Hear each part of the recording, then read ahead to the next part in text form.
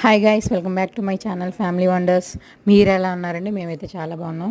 So ఈరోజు morning బ్రేక్ఫాస్ట్గా chapati and potato curry చేశానండి.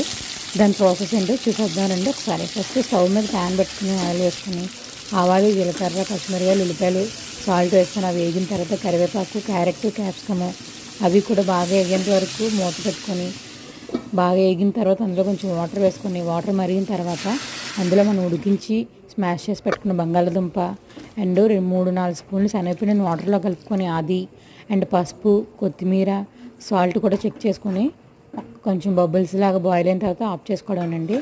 సో చపాతీని కలిపేటప్పుడు అందులో కొంచెం ఆయిల్ వేసుకుంటే ఆ చపాతీ పిండిలో చపాతీలు చాలా స్మూత్గా అండ్ టేస్టీగా కూడా ఉంటాయండి. అండ్ ఈ కర్రీని చపాతీతో పాటు పూరితో కూడా సర్వ్ చేసుకుని తినొచ్చండి. సో నా వీడియో కనుక మీకు నచ్చినట్లయితే please like, share and subscribe and మా చిన్ననాడు ఎక్స్ప్రెషన్స్ చూడండి.